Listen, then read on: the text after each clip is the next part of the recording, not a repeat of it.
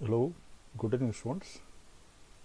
Already we have learnt how to solve the problems by using KCL and KVL. So today's class is also we have to solve few problems and also VTU question paper problems by using KVL. So one of VTU question paper like this, two 12 volts batteries with internal resistances 0.2 ohms and 0.25 ohms respectively are joined in parallel, and a resistance of 1 ohm is placed across the terminals. Find the current supplied by each battery. This is asked in one of the VTU question paper for 8 marks and many times in internal tests. So it is already well known internal resistance of battery means we have to represent in series with a given battery. So two identical batteries are there. One battery is having 0.2 ohms with their internal resistance, another battery 0.25 ohms their internal resistance. Both are connected in parallel across 1 ohms. 1 ohms resistance is connected parallel to this 12 volts battery, and question is you have to find how much current supplied by each battery in the circuit. That is the question. Hence we have to assume I1 and I2 be the current supplied by two respective batteries as shown in figure. So through the 1 ohms resistance current I1 also flows, current I2 also flows. There are two closed loops, one B, C, F, A, B, another one C, D, E, F, C.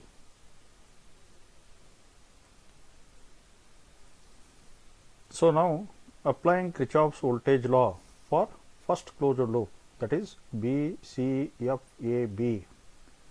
So through the 1 ohms resistance current I1 and I2 flows, and loop direction, current direction both are same, hence there is a drop in potential or fall in potential, that is minus sign, minus 1, that is resistance into current I1 plus I2. Similarly we are moving from negative to positive of 12 volts battery, hence there is a rise in potential, hence I have to write plus 12. Then loop direction and current direction through the 0.2 ohm resistance is in same direction, hence again fall in potential 0.2 into I1. You have to understand this step very much properly. Okay, so you have to write all four sign conventions one side. If loop direction, current direction are in same, that is fall in potential, negative sign is used. If loop direction and current direction both are in opposite, then we have to take positive sign. There is a potential rise. In battery condition, if we are moving from positive to negative terminal of battery, then there is a fall in potential, hence negative sign is used. In opposite case, if we are moving negative to positive, hence that is considered as rise in potential, positive sign to be used. These four conditions you have to write one side. Clearly you apply first step very properly, then go on solving. So sign completely we are changing. Minus sign becomes plus sign becomes minus sign. So first one becomes positive, second becomes negative, and third positive. So 1 is common for currents I1 and I2. Then you multiply 1 I1 plus 1 I2 plus 0.2 I1 minus 12 equal to 0. Then club the terms consisting of I1 and I2 separately. So 1 I1 is there, 0.2 I1 is there, it becomes 1.2 I1 sir, plus I2 minus 12 equal to 0. You reduce the equation, finally you give the equation number 1. In a similar fashion, apply the KVL for closed loop C, D, E, F, C, starting point and finishing point where you are starting. So now loop direction and current direction through the 0.25 resistance is opposite. Hence there is a rise in potential. 0.25 I2 positive. Then we are moving from positive to negative terminal of battery. Then there is a fall in potential, negative 12. Plus, then again we are moving, loop direction and current direction are in opposite. Hence through the 1 ohms resistance it is rise in potential. Then again same story, you multiply the 1 to I1 I2 and club the terms. So here it becomes I1 plus 1.2 times of I2 minus 12 equal to 0 sir. Equation number 2. Then we have to cancel one term, either I1 or I2. In equation 1, first term is 1.2 I1. Hence in equation 2 should be also we have to make the change to get the 1.2 I1. Hence we have to multiply equation 2 by 1.2. So we are getting the required term. Hence you multiply each term by 1.2. Then it becomes 1.2 I1 plus 1.5 I2 minus 14.4 equal to 0. We are going to get the equation number 3. Then from equation 1 and 3 or subtracting equation 3 from equation 1.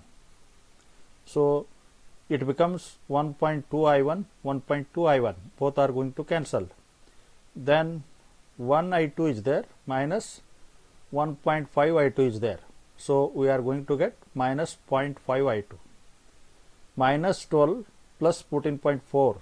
So plus 2.4 equal to 0. 0.5 I2 equal to 2.4. Hence I2 equal to 4.8 ampere. Once you are getting the I2 equal to 4.8 ampere, highlight, then substitute this value, I2 value, in any one equation. Substitute, for example, in equation 2, then you substitute that I2 equal to 4.8, then I1 value is available. So I1 becomes 6 ampere sir. If question is asked to calculate only current, this is the answer. It also continues sometimes. Calculate the current flowing through 1 ohms resistance. What is your answer? Actually current, both currents are flowing. Both are in same direction. So we have assumed I1 plus I2. Hence 6 ampere plus 4.8 ampere. It depends upon question sir. Another question, it is also asked in VTU question paper. In the circuit shown below, find the E1, E2 and I when the power dissipated in 5 ohms resistor is 125 watts. So you observe very cleanly E1, E2 and see there B2C is given capital I ampere and F2C branch current is given 2.5 ampere. Then you can apply the KCL at point C. You apply the KCL at point C. Capital I is incoming, 2.5 is also incoming. Therefore, outgoing current becomes C to D is outgoing current. It becomes I plus 2.5 ampere. Hence, this current flows through the 5 ohms resistance. And power dissipated across 5 ohms resistance is also 125 watts. Hence, one hint is given, power equation is given. Later on we can find the current. Again there are two closed loops. Applying the KVL for closed loop A, B, C, F, A. before that current through the 5 ohms resistance is I plus 2.5 ampere by applying KCL.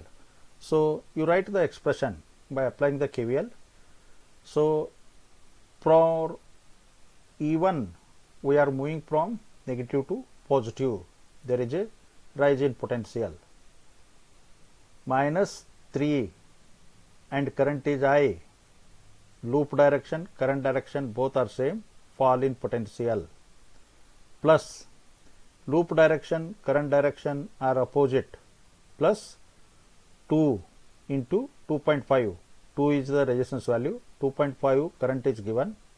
So minus E2, again we are moving positive to negative, fall in potential. First expression should be correct. Hence you separate the terms E1 and E2. So finally we are going to get E1 minus E2 equal to 3I minus 5. You call the equation number 1. In similar fashion, apply the KVL for closed loop F, C, T, E, F. Write the expression. So again rise in potential across E2 plus E2, fall in potential across 2 ohms resistance, 2 into 2.5, and across 5 ohms resistance again there is a fall in potential, 5 into I plus 2.5. This is the amount of current flowing through the 5 ohms. Hence you replace or modify the equation.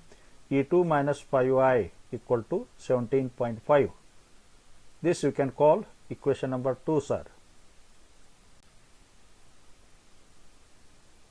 So one hint is given. Across 5 ohms resistor, power is given 125 watts. It is not a total power. This power is given only across 5 ohms resistor. Hence you have to take the equations with respect to R value only, whether V into I, whether I square into R, whether V square by R.